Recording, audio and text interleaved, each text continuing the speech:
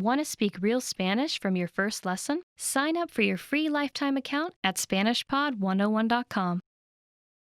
Hello and welcome back, my friends of SpanishPod101.com. My name is Diego. And I'm Efrain. And today we have the second video of how to express emotions and sickness in Spanish. So we hope that you enjoy this video. Woo! Okay guys, so as we said, this is our second video on how to express emotions and sickness in Mexican Spanish. And the first one that we want to tell you is el córrele que te alcanza. That's another way for calling the diarrhea. So, sabes, tengo el córrele que te alcanza, así que vuelvo en un momento. Tú sigue grabando. Okay. Next one is se me subió el muerto. Have you felt that you wake up in a nightmare? Or you wake up and you can't even move, you can't say no word, you can't say anything, or even you can barely breathe. I mean, you feel someone on you, and this person or this something is very scareful and you can't move because of it. Well, you call it se me subió el muerto. ¿Y a ustedes se les ha subido el muerto alguna vez? Bueno. Oh my god, that was very hard. Okay guys, so the next one is going to be el soponcio or el patatús, which is like a way for calling, it's a situation where you feel very anxious about something.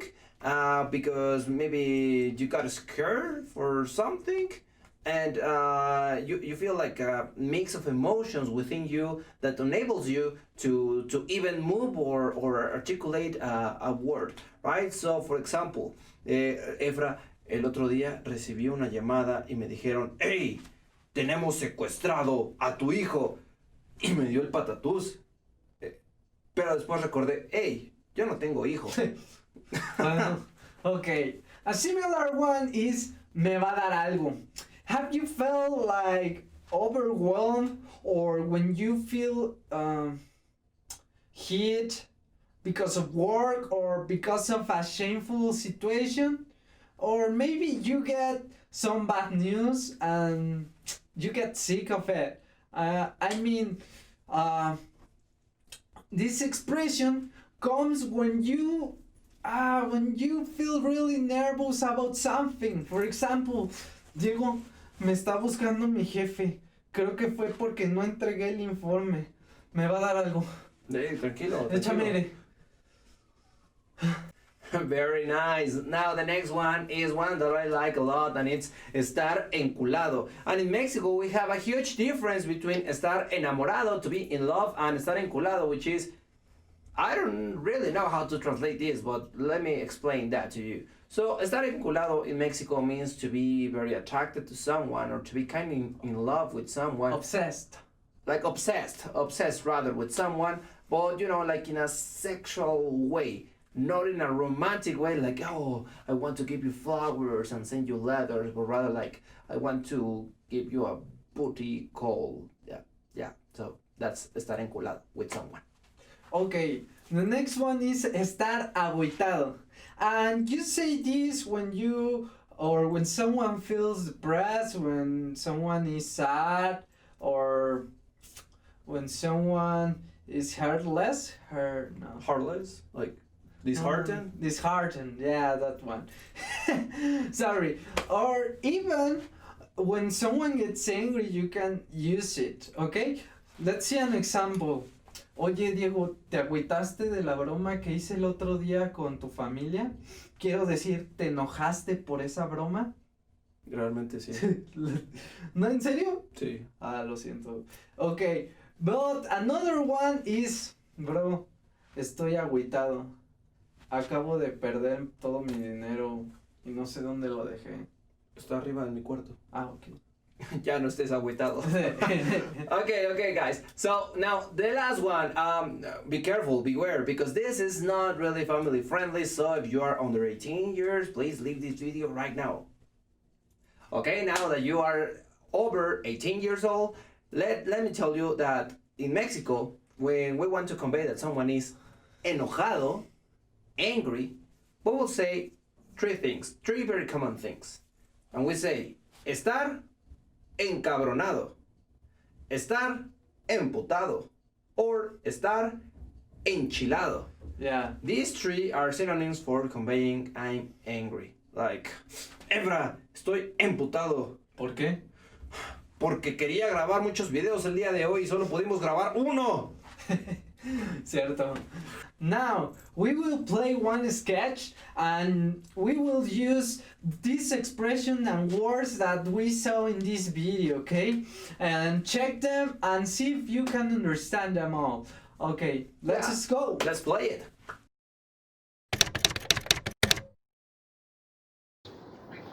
¿Qué rayos, Efraín? ¿Qué estamos haciendo aquí? Oh. Te traje aquí para hablar. Estás agüitado, ¿verdad? No, ¿por qué? Vamos, se te ve en la cara.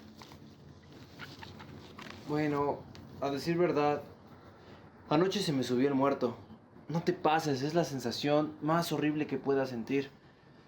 Y a decir verdad, ya van 2 noches seguidas que me sucede. Wow. ¿Y ya hiciste algo para solucionar eso? La verdad es que no, tengo otras cosas en la cabeza. Ah, es porque cortaste con... Sí. No digas su nombre. Ok. ¿Sabes? Lo que yo creo que te pasa es que estás enculado. A mí me pasaba igual con mi exnovia. La alucinaba, lloraba por las calles y bueno...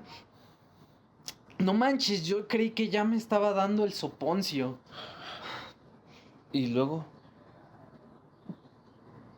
¿Qué tienes? Traigo el correle que te alcanza. No seas asqueroso, ve al baño. Solo estoy bromeando.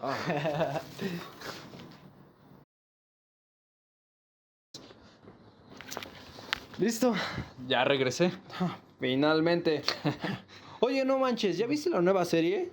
No, ¿cuál? Hay una que se llama María de todos los Ángeles. Y sabes, me quedé con el ojo cuadrado porque tiene unos efectos buenísimos y además la trama es fantástica. A ver, ponlo. Oh, ¿por qué lo mató? Ya sé, cuando yo vi ese episodio la verdad es que me enchilé. ¿Cómo puede ser posible que María le haya robado a su novio de su mejor amiga y después lo mató?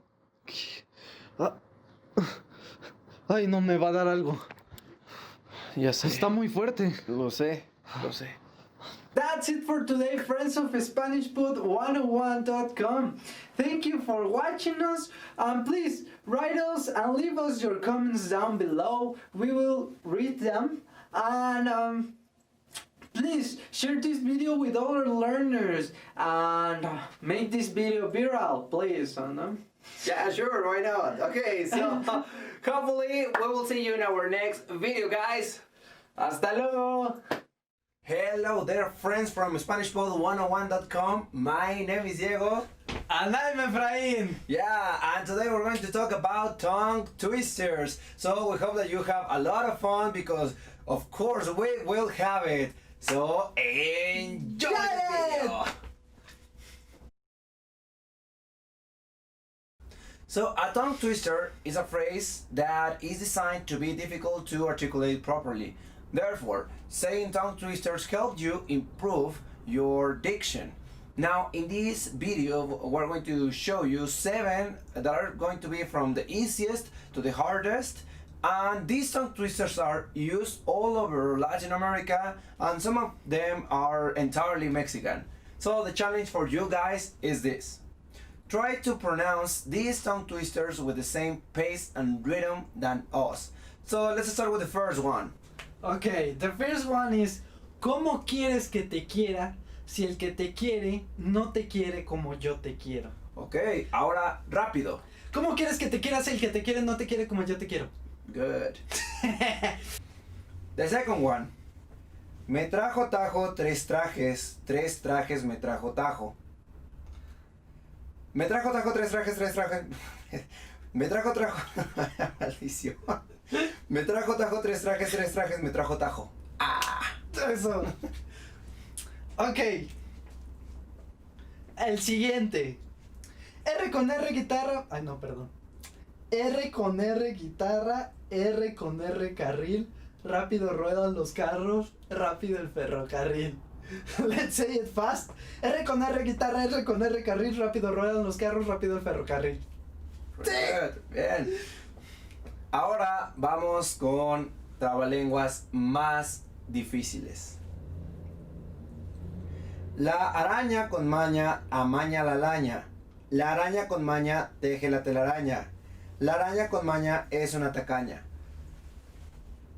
La araña con maña amaña la La araña con maña amaña la laña. La araña con maña teje la telaraña. La araña con maña es una tacaña. Good. Okay, the next one is really difficult for me. We are not the best in tongue twisters, but let's try it. 3 tristes tigres tragaban... otra vez. 3 tristes tigres tragaban trigo en 3 tristes trazos en un trigal. En un trigal, 3 tristes tigres tragaban trigo en 3 tristes trastos. Okay, let's say fast. 3 tristes tigres tragaban trigo en 3 tristes tractos en un trigal tragaban 3 tristes tigres tragaban trigo en 3 tristes... Okay, let's try two. Ok. 3 tristes tigres tragaban trigo en un 3 tristes tigres tragaban trigo en 3 tristes trazos en un trigal 3 tristes tigres tragaban trigo en 3 tristes trazos.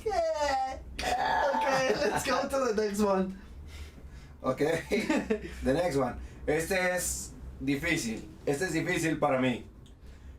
Compadre, cómpreme un coco. Compadre, no compro coco, porque como poco coco, como poco compro. Ok. Compadre, cómprame un coco. Compadre, cómprame un coco. Compadre, no compro coco, porque como poco coco, como poco. Ok. Compadre, cómprame un coco. Compadre, no compro coco, porque como poco coco, como poco compro. Oh, A ver. bien. I wanna bien. try it. Compadre, cómprame un coco. Compadre, no compro coco porque como poco coco. Okay, next one. The next one, the last one. This is the most difficult. El volcán de Parangaricutirimícuaro se quiere desparangaricutirimícuarizar, y quien lo desparangaricutirimícuarice será un gran desparangaricutirimícuarizador. Okay, once again. El volcán de Parangaricutirimícuaro se quiere desparangaricutirimícuarizar, y quien lo desparangaricutirimícuarice otra vez, desparangaricutirimícuarice. Ok, el volcán de Parangaricutirimícuaro se quiere desparangaricutirimícuarizar, y quien lo desparangaricutirimícuarice será un gran desparangaricutirimícuarizador. ¡Sí! A ver, try to. Sí, try. No, I don't want to try it. Okay, so this is a bonus for you guys. I haven't found a single person that is able to pronounce this. Okay, so we have a name, and the name is Eustaquio. Alright, that's the name of a person, Eustaquio. But are you able to pronounce Eustaquio 3 times? Are you able to say it 3 times in a row and very fast? I haven't found a single person that is able to do it. So why don't you try? Why don't you say Eustaquio? Eustaquio. Okay, now try to say it, but 3 times. 3 times. Fast. Fast or slow? No, fast. Eustaquio. No. Eustaquio. No. Eustaquio, ¿verdad? Eustaquio. Eustaquio.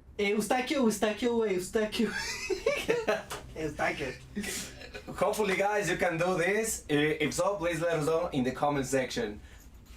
So that's it for today. Thank you for watching us, friends from SpanishPod101.com. And please give us your thumbs up if you like this video. And please subscribe and write your comments below. And that's it. So see you in the next video. Hello there, my friends from SpanishPod101.com. As you might know, my name is Raul. And I'm Ricardo. Okay, no, of course we're kidding. My name is Diego. And I'm Efrain. And in today's video, we're going to learn how to roll your R's. Ferrocarril. Perro. Rumba. Enjoy the video. Woo! So when you ask a Spanish learner what are the most common complications when learning this language, they would say that those are the verb tenses, subjunctive tense, and the verb to be in its two forms, ser and estar. But they have this trouble in common, rolling the R. Yeah, rolling your R's. It is important to remember that rolling the R's is considered a drill. This is not necessarily a trick, but rather a skill. And yes, this skill you can develop it. Okay, you can do it. Yeah. There's just a genetic condition that enables you to do it, but it is not common at all. It is not that common at all. Okay. Yeah. So what we're going to do in this video, we're going to teach you how to do it with very simple steps that will take you no more than 2 weeks with daily practice. Yeah. But tell me, why is it important to learn how to roll your R's? Well, it's because some words, when you don't roll your R, they have different meanings. Yeah, that's correct. Yeah, so for example, pero, which means but, pero. But it also has perro. Perro, dog.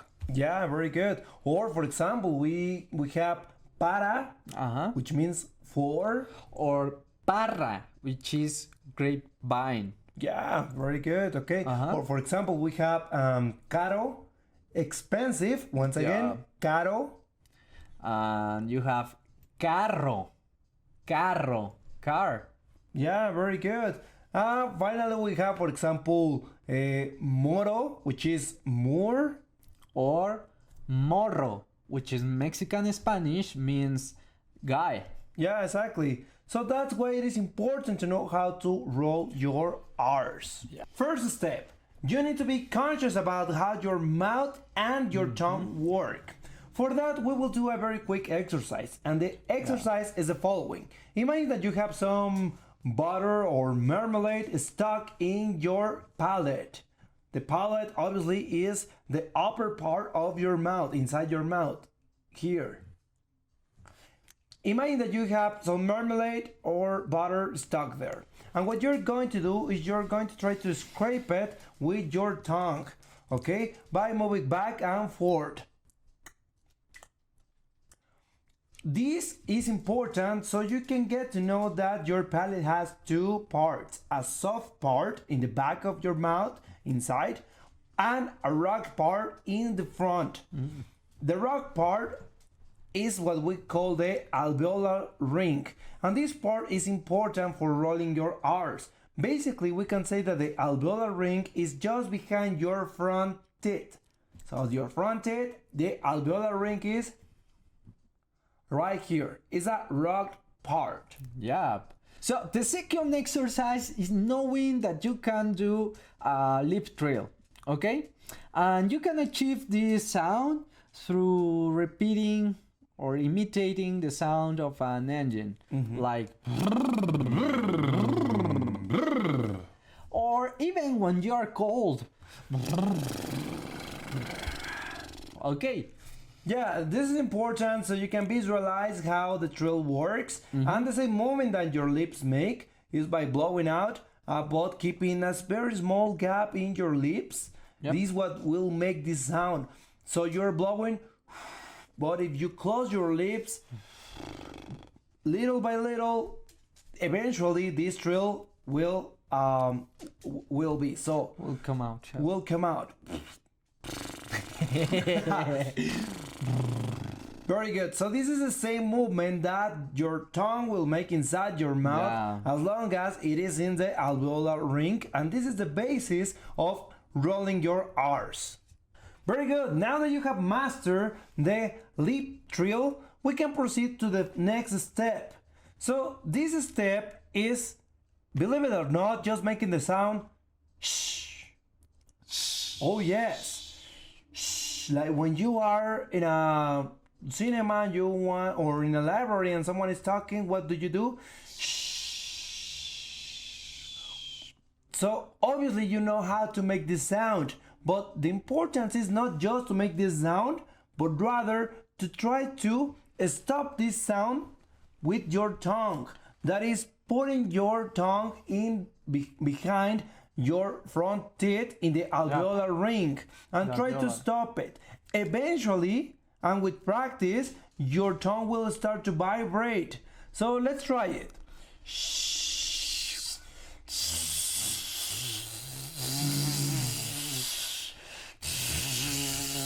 So you see, he has mastered that sound. Very good. So this is the second step. This is important because this will make you aware that your tongue needs to be relaxed. Maybe my tongue is not being that relaxed because I'm talking too much, but your tongue needs to be relaxed so your tongue start vibrating. So once again,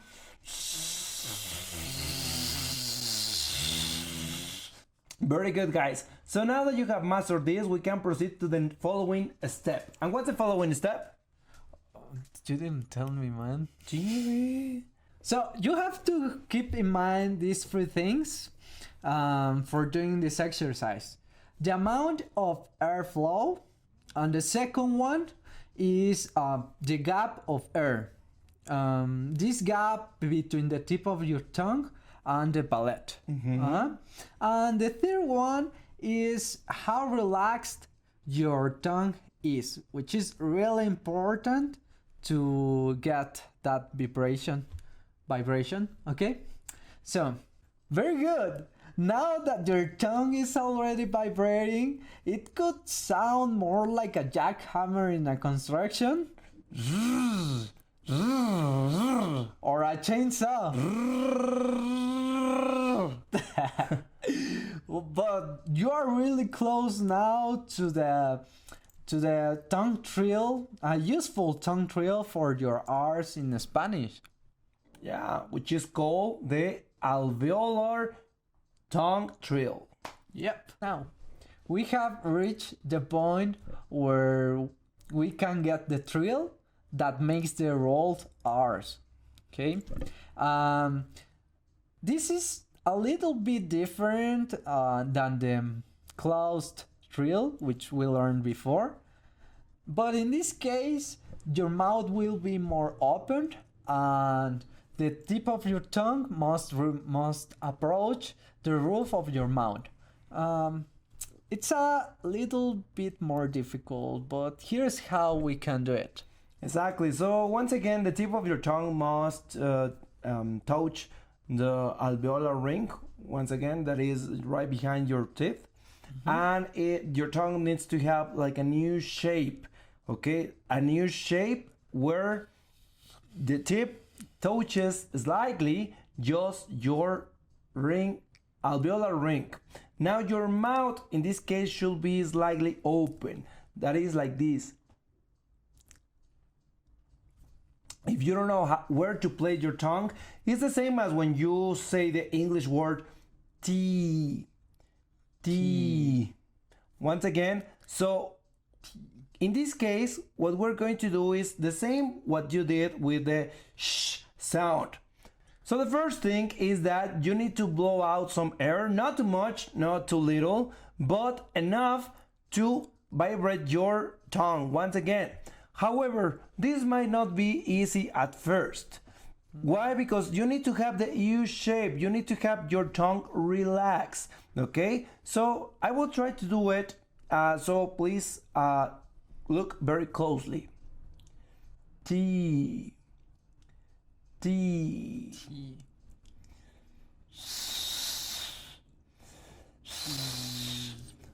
Eventually, if you practice enough, you will find how to relax your tongue, and after some time you will develop finally your roll R.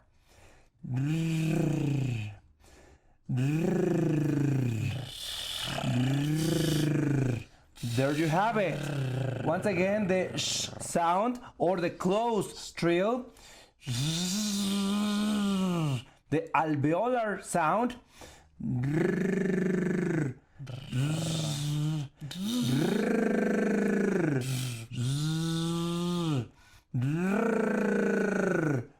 very good. And now you need to practice this. Remember something very important here, guys. When you learn how to whistle, normally you don't learn it 2 or 3 days, but rather it takes you slightly more, and you need constant practice to master how to whistle. It's the same practice that you need to roll your R's. Finally, and this is like a final note, where you will use this alveolar sound, this alveolar trill. Okay guys, now it is important to know where to use this alveolar trill. And you can use it in 3 occasions. First of all, when the words start with an R or end with an R. Okay? So let's start with some words that starts with an R. For example, rojo, rojo, Roma, Raúl, Ricardo. Or there are also some words that end with an R. For example, color, sabor. Very good. Or even correr. Correr.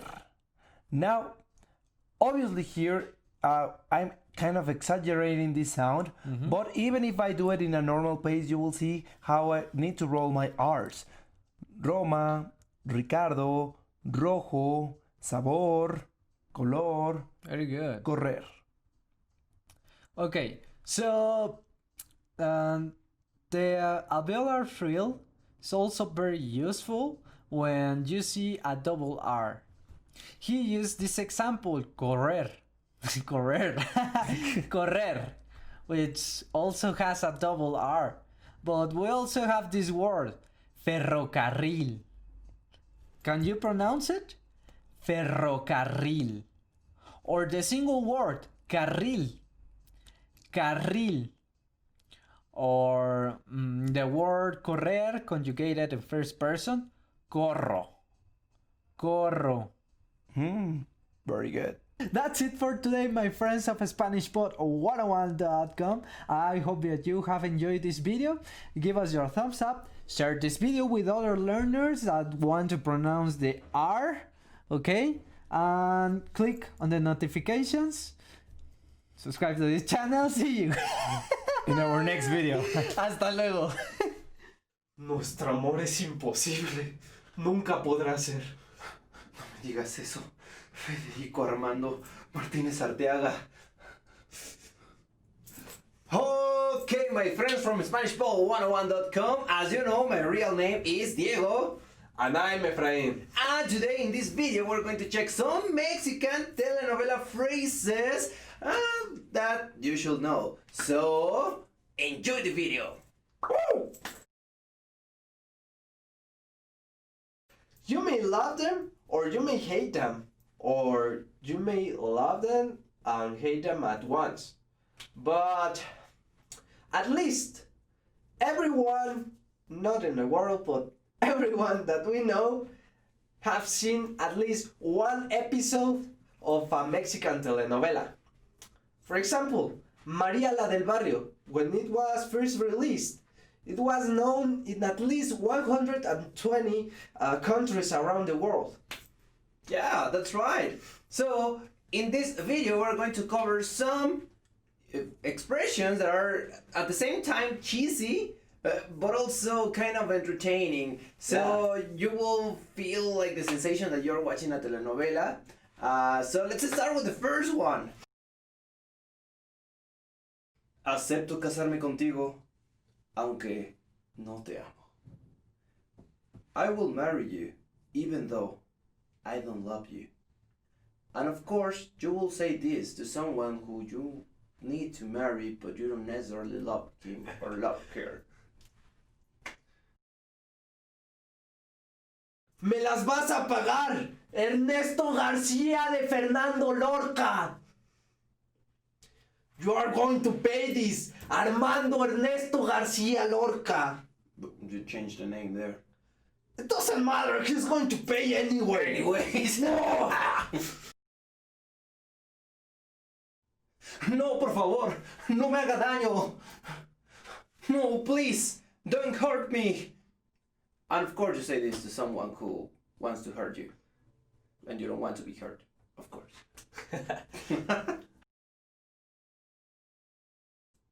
Lo nuestro no puede ser. This can happen. Esa no es. Lo nuestro no puede ser.